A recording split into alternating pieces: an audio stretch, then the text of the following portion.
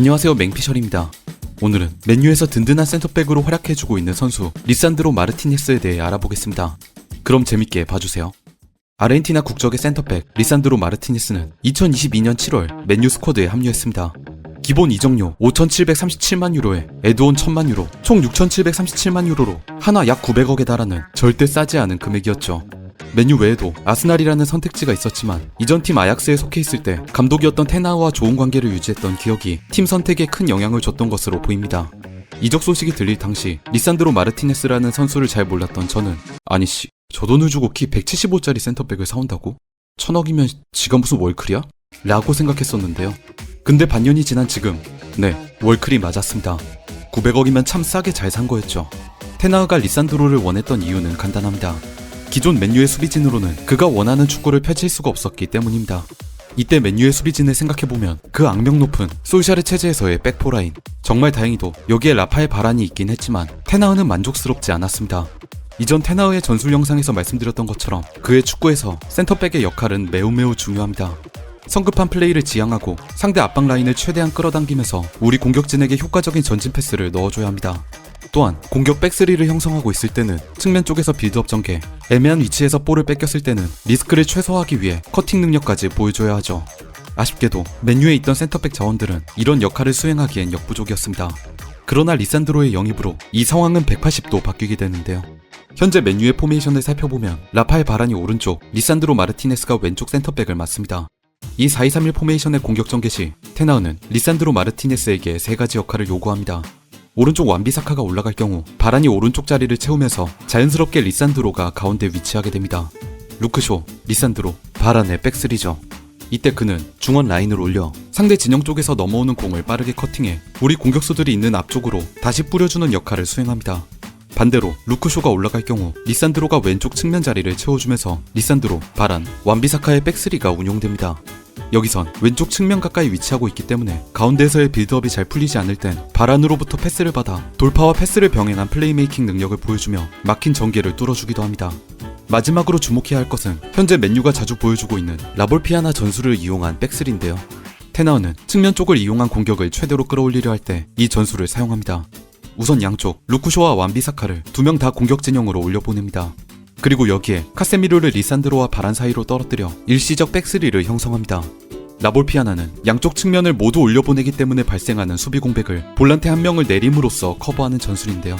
이 전술은 내려가는 카세미로도 중요하지만 벌려지는 양쪽 센터백의 역량이 받쳐주지 않으면 쉽사리 수행할 수 없는 전술입니다. 맨유 경기에서 테나우는 이 전술을 바란과 리산드로 듀오가 있을 때만 주로 사용합니다. 왜냐고요? 리산드로 자리에 맥과이어가 있다고 생각해보세요. 테나우가 왜 이 형태를 바란과 리산드로 체제일 때만 사용하는지 쉽게 이해하실 수 있을 겁니다. 리산드로 마르티네스가 영입됨으로써 맨유가 선택할 수 있는 공격 옵션이 하나 더 늘어난 것이나 다름없습니다. 그렇다면 어떻게 리산드로는 175cm라는 비교적 작은 키에도 불구하고 준수한 센터백으로서 플레이를 펼칠 수 있는 걸까요? 공격 상황과 수비 상황으로 나누어 한번 분석해보겠습니다. 먼저 공격 상황. 현대 축구에서 이전보다 크게 중요도가 오른 포지션이 하나 있습니다. 바로 센터백이죠. 극단적으로 말하자면 과거 축구에서의 센터백은 몸집 좋고 키가 큰 선수들이 박스 앞에서 버텨주는, 즉 우리 팀 골대 앞에선 기둥 역할에만 충실했습니다. 드리블 돌파해오는 상대 포워드를 앞에서 막아주며 측면에서부터 올라오는 크로스를 높이 뛰어올라 걷어내는 역할이 주로 강조됐던 겁니다. 한편 공격 상황에서는 큰 역할이 요구되지 않았습니다. 기껏해야 상대 진영에서의 코너킥 때 헤더골을 노리는 정도였을까요? 하지만 현대 축구에 이르러 빌드업이 공격의 핵심으로 떠오르면서 센터백은 이전보다 더 많은 역할을 수행하게 되었습니다. 빌드업이란 그라운드 전체를 오가는 패스워크를 통해 상대의 빈틈을 찾아가는 공격 작업을 뜻합니다. 그리고 그 한가운데 가장 중심이 되어줘야 하는 빌드업의 시발점이 센터백이죠. 리산드로 마르티네스가 좋은 센터백이라는 평가를 받는 이유가 바로 여기에 있습니다. 그는 바람과 함께 맨유 빌드업의 중심으로서 매우 안정적인 패싱 능력을 보여줍니다. 이 표는 22-23 시즌 맨유 선수들의 리그 경기 패스 성공률을 보여주는 자료입니다. 맨 위에 있는 파쿤도 펠리스트리와 빅토르 린델로프, 코비 마이누, 그리고 아래에 있는 맥과이어 같이 출전 시간이 적은 선수들을 제외하면 실질적으로 팀 내에서 가장 패스 성공률이 높은 선수가 리산드로 마르티네스입니다. 단언컨대 현재 맨유 수비진 중에서 가장 발밑이 부드러운 선수죠. 여기에 왼발잡이 센터백이라는 장점까지 더해지면서 템포 빠르고 정확한 패스를 우리 팀 선수들 발밑에 갖다 둘 수 있는 겁니다. 리산드로가 있고 없고는 맨유의 경기력을 크게 좌우하는 요인 중 하나입니다. 이는 데이터로 드러날 뿐만 아니라 우리가 실제 경기를 볼 때도 쉽게 체감할 수 있는데요. 22-23 시즌 맨유와 리즈의 23라운드, 다가오는 유로파 바르셀로나전을 앞둔 맨유는 바람과 리산드로에게 휴식을 주기로 하고 로테이션을 가동해 맥과이어와 루크쇼로 센터백을 구성했습니다. 그리고 이 경기에서 맥과이어는 말 그대로 호러쇼를 찍었습니다. 후방 빌드업 과정에서의 패스미스, 압박 상황을 마주했을 때의 불안한 볼 처리, 애매한 롱패스를 보여주며 팀의 공격에 활기를 불어넣기는커녕 찬물만 들이부었죠. 결국 후반 61분, 테나우는 휴식을 주려고 했던 리산드로를 교체 투입할 수밖에 없었습니다. 이 경기를 보신 분들은 아시겠지만 리산드로가 들어오고 나서 맨유의 경기력은 정말 몰라보게 바뀌었습니다. 우선 후방 빌드업에서의 불안감이 해소되었고 공격 백스리 형성 시 리산드로가 위치한 왼쪽 측면에서의 플레이가 풀어졌습니다. 그러자 꽉 막혀있는 듯 답답했던 공격 작업이 조금씩 뚫리기 시작했습니다. 우리 진영에서의 볼 처리가 부드러워지면서 원래 자기 자리로 돌아간 루크쇼가 훨씬 더 높은 위치에서 공격 가담을 해줄 수 있게 되었고, 그 결과 후반전 79분 루크쇼의 크로스, 레시포드의 헤더골이 터지면서 맨유가 득점을 올릴 수 있게 됐죠. 리산드로 마르티네스가 있었기에 루크쇼의 크로스가 나올 수 있었던 겁니다. 맨유와 아스날의 21라운드에서는 코너킥 과정 중 흘러나온 루즈볼에 집중력 있게 머리를 갖다 대는데 성공, 인상적인 헤더골을 기록하기도 했습니다. 다음은 리산드로의 수비 능력을 살펴보겠습니다. 사실 175cm는 센터백 역할을 맡기에 객관적으로 좋은 신장은 아닙니다. 공중볼 경합에서 약점이 있을 것처럼 보이죠. 영상 초반에 말씀드렸던 것처럼 저 역시 이적 소식을 들었을 때 이런 걱정이 있었습니다만 직접 리산드로의 경기를 보니까 의외로 공중볼 경합에서 크게 밀리지 않는 것을 보고 놀랐습니다. 키에 비해 높은 점프력, 여기에 좋은 위치 선정 능력과 볼에 대한 집중력이 훌륭한 결과를 만들어내고 있는 것으로 보입니다.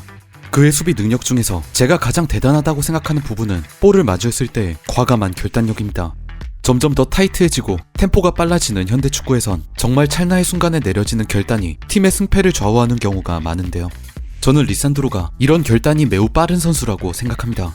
맨유 경기를 보다 보면 그가 팀의 크고 작은 위기 상황을 미연에 방지하는 것이 자주 목격됩니다. 상대 공격수의 박스한 침투를 과감한 태클로 끊어내는 장면, 흘러나가면 치명적인 공격으로 이어질 상대의 패스를 예리하게 잘라내는 장면, 심지어 이번 시즌 3라운드 리버풀전에서처럼 팀 동료의 자책골을 막아내는 장면까지, 이 모든 순간들은 찰나의 시간, 과감한 결단력이 없으면 나올 수 없는 플레이들입니다. 게다가 이 빠른 결단은 수비 상황을 종결시킬 뿐만 아니라 때론 팀의 공격에까지 찬스를 만들어내기도 합니다. 예를 들어 맨유와 첼시의 13라운드 전반 44분경 첼시의 공격 장면을 살펴볼까요? 첼시가 박스 앞 진영에서 공을 돌리며 빌드업 작업을 하고 있습니다. 여기서 아스필리쿠에타의 전방 스털링을 겨냥한 롱패스가 상당히 정확하게 날아갑니다. 이때 스털링 후방에 있던 리산드로가 이 패스에 반응해 빠르게 전진해 나옵니다. 문제는 아스필리쿠에타가 날린 패스의 궤적이나 속도가 발을 뻗어 막아내기엔 매우 어려웠다는 건데요. 이 순간 리산드로는 과감하게도 앞으로 몸을 던져 머리로 그 패스를 끊어냅니다. 다른 곳이 아니라 바로 우리 팀 공격수들이 있는 전방, 직선으로 말이죠. 비록 골로는 연결되지 못했지만 리산드로의 과감한 결단 한 번으로 맨유 공격진은 전방에 있던 자리 그대로에서 새로운 공격을 진행할 수 있었습니다. 볼을 어떻게 취급해야 우리 팀에 도움을 줄 수 있을지 아는 선수, 리산드로가 오늘날 맨유의 핵심으로 떠오른 이유입니다. 여기까지 리산드로 마르티네스에 대해 알아봤습니다. 맨체스터 유나이티드의 든든한 버팀목으로 서 있는 그가 앞으로 축구 팬들에게 어떤 모습을 보여줄지 기대해보겠습니다. 그럼 지금까지 맹피셜이었습니다.